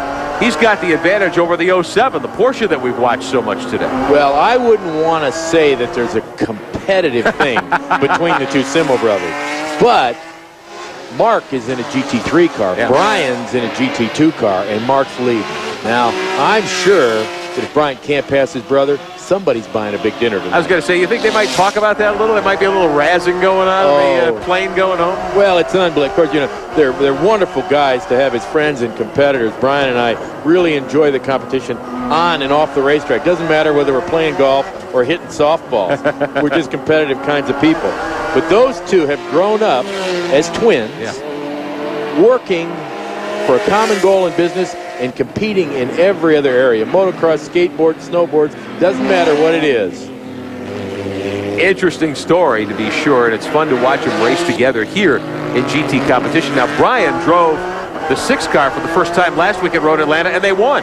He came in late as a late replacement, took a red-eye, if I heard the story correctly, to get to Road Atlanta and drive the car. Took the red-eye, got there 2 hours before the race, hadn't slept, got in and did a wonderful job. You know, and his brother Mark isn't a professional race driver, doesn't have all the experience that Brian has, but has the ability to jump in a car. Had a great Busch finish at a road course in Busch North here not too long ago. On board one of the BMWs right now, working the back part of the racetrack here. Meantime, the race is in the hands of Butch Leitzinger with a 22-second lead in Minneapolis.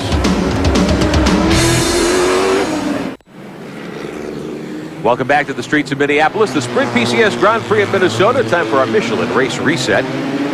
Butch Leitzinger and James, it might as well be Butch Weaver the way things are going here. Butch Leitzinger is out in front right now. They've led all the way, just about all 57 laps that they have been out in front. It's been very strong. There have been only 3 lead changes this afternoon. Everybody's still in competition. We started with 18 cars, and all 18 cars are still in action as we watch the 16 arrow down the front straightaway.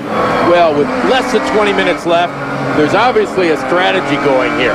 Dorsey has slowed his pace considerably, and he's letting Butch go. Now, if Butch doesn't stop for a pit stop, then he's got to be happy with second place. I think that Butch right now is probably being very careful in traffic, doesn't want to make a mistake. You know, there's 3 varieties of cars out there, and it'd be real easy to get caught between one and the wall. So Butch is being careful, trying to keep his rhythm, and Dorsey's just open. Dorsey Schrader about 26 seconds back now, so the lead's still growing for the 16 car with Butch Leitzinger at the controls. To pit road, Greg Kramer. Just an update regarding the front Can-Am runners. The Dyson team, according to Pat Smith, the team manager, both of them are good to the finish. Now, no doubt they've leaned back the mixture so they're not using as much fuel when they pump it through the engine. That'll help them. They could probably run hard, but just not go any richer on the mixture. Same story with the Ferrari. When they pitted, they had actually only put in 65 liters of fuel. They had 15 left in the tank. They're getting great fuel mileage. Now the GT1 story's building as well. Let's check in with Biz. Well, with the GT1 cars, we talked to Tony Dow, who's responsible for all the engineering at the Panos camp. At the beginning of the race, they thought it might be close, but they got all the fuel that they needed to get in the car to go the rest of the distance. Right now, they are not planning to stop, and that's also the same story with that beautiful 36 Porsche. No more stops down here, guys, till the end, unless something goes wrong.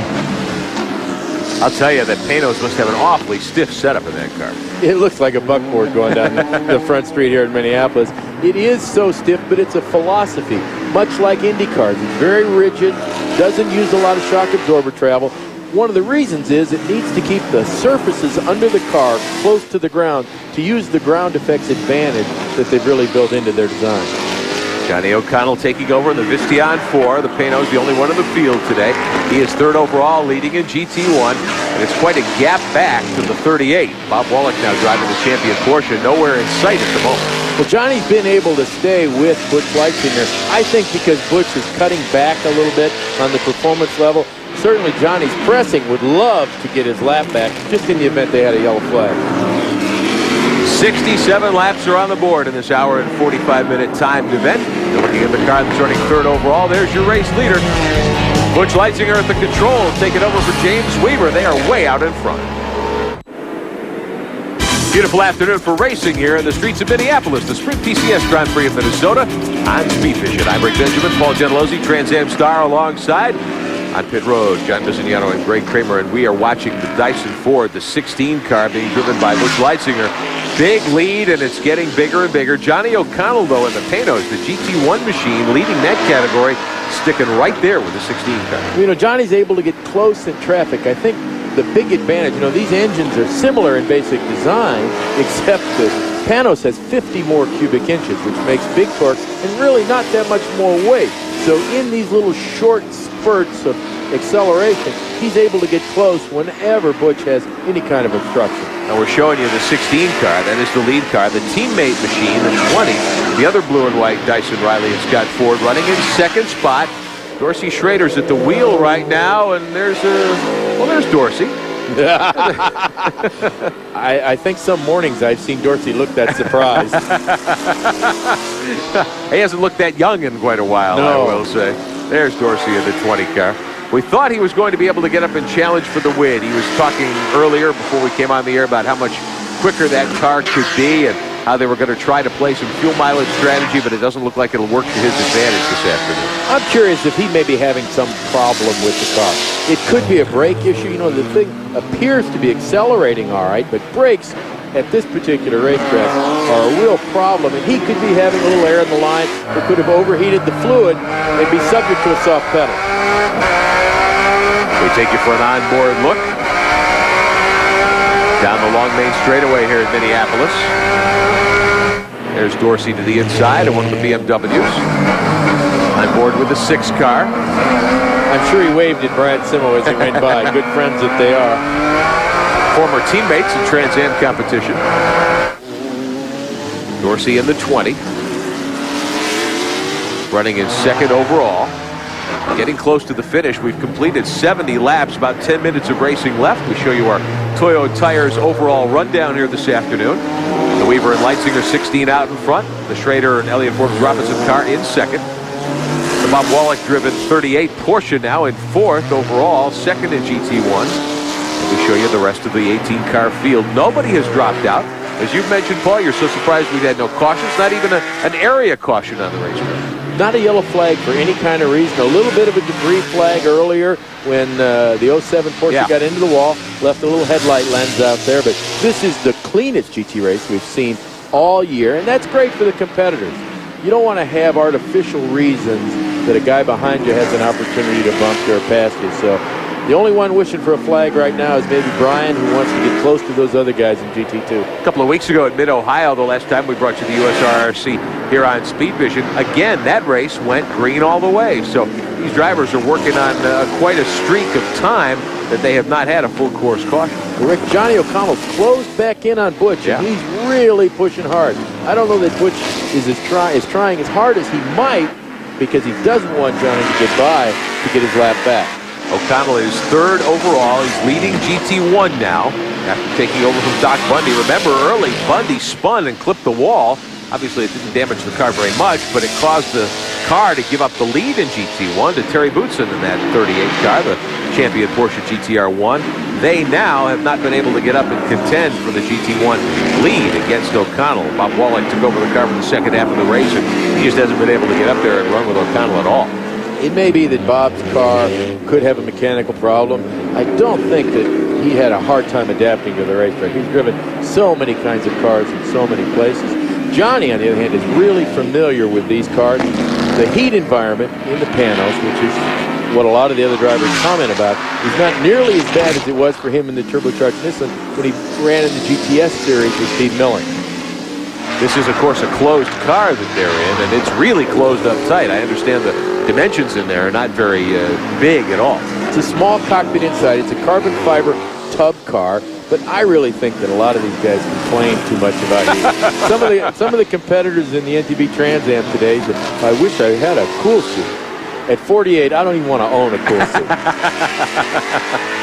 Well, of course, if the cool suit stops working, it becomes a broiler oven. So that's a problem for many guys. The laps are winding down here at Minneapolis. The 8 car, Scott Schubot and Henry Camphordam. We believe that's Camphordam at the wheel now, the supporting that Can-Am machine. They've been running nicely. They're 5th overall, and they should be 3rd in Can-Am. Looked though as though there might be a problem in that car a moment ago, but it looks like they're at speed now. It could have been an overheating condition. You know, there's not a lot of chance for air to go through the radiators. He could have pushed a little oil out of breather. I don't see any real implications of a problem in the car right now, except that GT1 Porsche is right behind him. That's the first look we've had at Bob Wallach in that machine in quite some time. The 38 running 4th overall. There's a couple of laps difference. The 8 car is 3 laps down to the leaders, the Dyson number 16. The 38 car is only 1 lap down and quite a bit of change behind that 1 lap. You know, it's real good to see STP involved in road racing. They've had a wonderful reputation throughout the motorsports industry for being involved in good cars, and certainly with the Petty in the Winston Cup Series. But Champion Porsche, who is really behind this effort, made a nice arrangement to bring STP with them. Had a good run for this team after all the trouble they had earlier in the weekend. Yesterday, practice and qualifying, the car caught fire. Back end of it burned up. The crew worked till 3 o'clock this morning to get them on the racetrack. We'll be right back in a moment. Welcome back to Minneapolis, the Sprint PCS Grand Prix of Minnesota, the USRRC Can-Am and GT machines on Speed Vision this afternoon. Rick Benjamin with Paul Gentilozzi joining us today. On the road, Greg Creamer, John Visignano. There's your leader, the 16, the Dyson Riley and Scott Ford. Butch Leitzinger driving. James Weaver started the car. Leitzinger jumped in, and he has built the lead over the team car, the 20. Dorsey Schrader, Elliott Forbes Robinson in that car running second. The Panos back to third. Johnny O'Connell in the 4 car ahead of Bob Wallach now in the 38, the champion Porsche. That's the battle for GT1 honors. Henry Camperdam and Scott Schubot running 5th overall, and they are 3rd in Can-Am. And we show you the rest of the field here as the laps wind down. Got about 6 minutes of racing left, so probably another 3 or 4 laps to the checkered flag today. And boy, I'm just so impressed with Johnny O'Connell's run in that Panos. You know, John hasn't had a lot of test time. You'd like to be able to mold the car to your particular likes as a driver. He comes into this team as a guest driver. They have some wonderful professionals normally driving it, and I'll bet you he's around for the next race. He's done a great job. Sure has. Now, these teams get some time off. They don't go racing again until Watkins Glen, and that's several weeks away. So there'll be some regrouping and some adjustments made for the USRRC competitors between now and then. You've got a busy Trans Am schedule, though. Cleveland in less than 2 weeks. 2 weeks. We got to go home and get ready for that, and then we do 4 in a row. So we've got an important preparation period. We go to Three Rivers, Watkins Glen, Elkhart Lake, and Grand Rapids. First time at Grand Rapids, street course event coming up. And what's the track look like up there? It looks a lot like this. It's got one straightaway that's maybe almost as long as the main, so we get 2 good acceleration zones. And that city has gotten behind this road race better than any other city I've ever heard. They're sold out. Wow. It'll be great to go up there. Speed Vision will be bringing in coverage of the MTV Trans Am, of course, on that weekend. There's your lead car, the 16, the Dyson Ford. Butch Leitzinger at the wheel of that car. Some of the other cars moving over. There's Johnny O'Connell in the Panos as they lap by some of the GT machinery. 27 seconds of margin. At this point, Dorsey is just going at an even pace, hoping that the 16 car, Butch Leitzinger, will have to stop for some fuel. I hope for a 4 when I got 17. Anything can happen in racing, as we all know, but at this point it certainly looks as though Leitzinger and Weaver have been dealt the strongest hand of the day by far. And one of the BMWs moves over the 10 car, taking plenty of time to let the leaders go by. On board with Mark Simo in the 10. There's that 07 car that's been in the battle all day. Law's out of the car and his teammate in.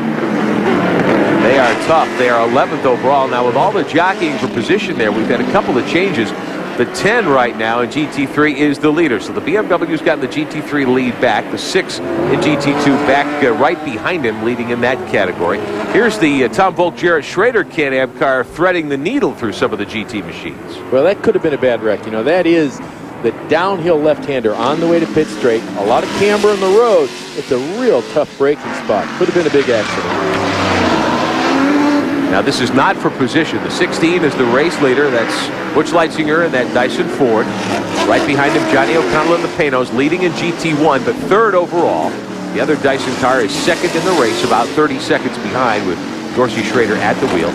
O'Connell doing a great job, though. He's run a beautiful second half of the race in the 4. He's just been right in the tire tracks of Butch Leitzinger, really, since the pit stop. Well, you know, Butch has developed as a professional. Everybody knows about the Leitzinger family. His dad, Bob, running a very successful championship GPU car.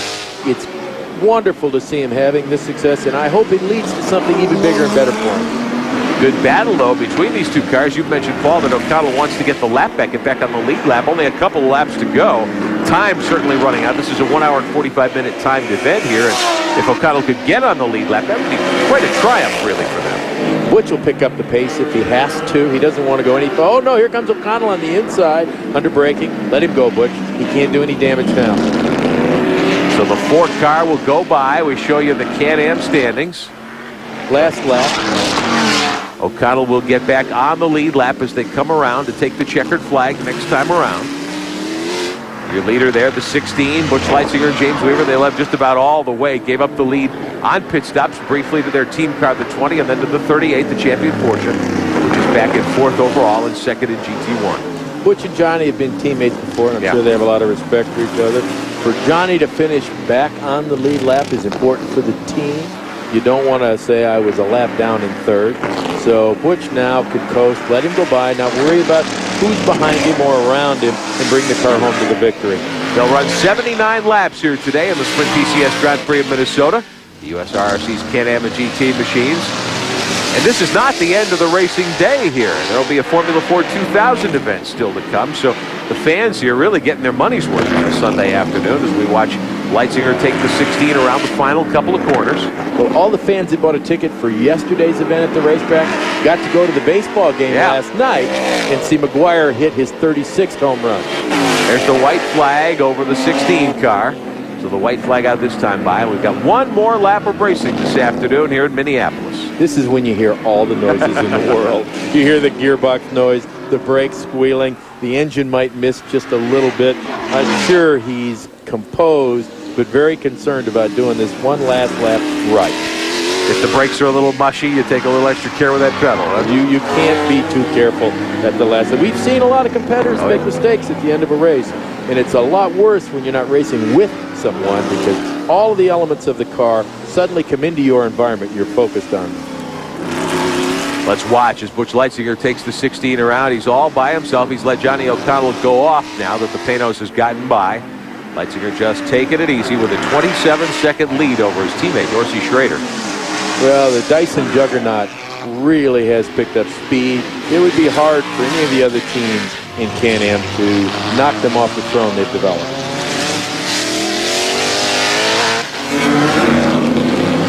Leitzinger took over the car a little bit past halfway from James Weaver, who started today. We told you how Weaver had not been well. Crew already applauding their driver. Around the final corner to the main straightaway, checkered flag will wave over Butch Leitzinger and the 16 car. The winner here this afternoon of the USRRC Can-Am and GT round at Minneapolis. So congratulations to the Dyson team. They run 1-2 once again. Butch Leitzinger and James Weaver take the victory here this afternoon. Congratulations too to the other category winners. There goes the Porsche by. We'll take a look at Dorsey Schrader, our colleague in the broadcast booth for Trans Am coverage, coming down over the stripe and taking the checkered flag in second spot today. He and Elliott Forbes Robinson finished second after winning at Mid-Ohio a couple of weeks ago. So the checkered flag falls over the Dyson machines. We'll come back to talk to the winners, show you the final standings here from Minneapolis in just a moment.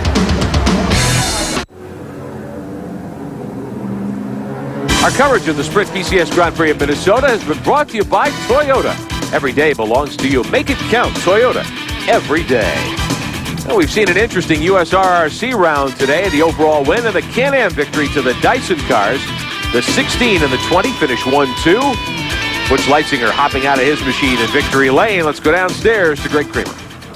Well, we're ready, and first thing Butch did was, well, of course, he blipped the throttle as much as he could a couple of times to celebrate. Then he ran back and shook Dorsey Schrader's hand. And Butch, you beat Dorsey Schrader on this track after the speed and the time that he's shown. Obviously, when you got in the car, you were just able to ease away. Nice job. Well, James did a fantastic job of getting the car in the lead, and he had a great setup on it. And Dorsey came out on the track, I think, about 20 seconds behind, and actually closed in on me quite a bit. But unfortunately, James was able to give me a good cushion.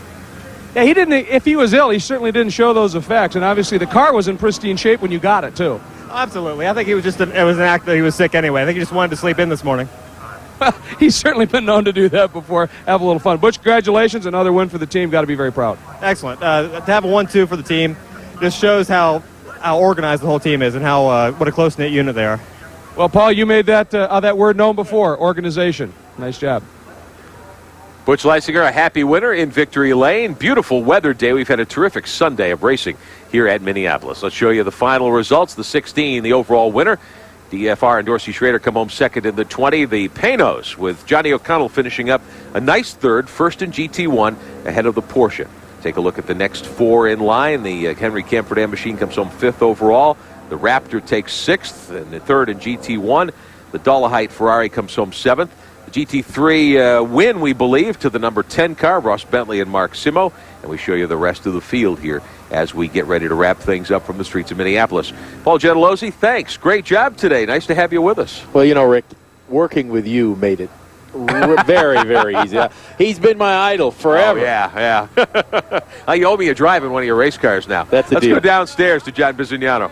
Well, a very warm Johnny O'Connell. What a great job, Johnny. When you took over the car, you were a lap down, and you brought it home third overall and first in class. What a great run. Well, thank you. It was a lot of hard work. I'm very glad I had Butch there to dice with at the end. It was made me work real hard. But I tell you what, the guys that really owe all the congratulations are all the guys on Panos Motorsports with the Vistian car. They're awesome. It's funny, this is only my second race, well, other than Le Mans, in the car this year, and each time I get a little bit more and more comfortable. So hopefully in the future we'll be able to run a little bit faster so I can get by that car. Well, of course, that Le Mans race gives you plenty of experience. You are dripping wet. You got a towel around your neck. We've been talking about how hot it is inside this car. How difficult is it to run this hard in this type of an enclosure? Well, the heat's incredible, but when you have your lap times and the inspiration of the cars in front of you, you don't get as tired as you might think. Winning's a heck of an incentive. A lot of incentive down here, guys. Now the Panos comes home first in GT1, third overall. Great run indeed for Johnny O'Connell and for Doc Bundy in that car. Paul Gentilozzi, any final thoughts? Well, we saw another great race in Minneapolis for a great charity, the Children's Cancer Hospital. Couldn't have been a better day for SCCA Pro Racing, the USRRC, and everybody involved. Hey, thanks for joining us. A pleasure to have you. Hope you can join us again sometime soon. Paul Gentilozzi, Trans Am star and winner today with us in the booth. For Greg Creamer and John Bizignano on pit road, our congratulations.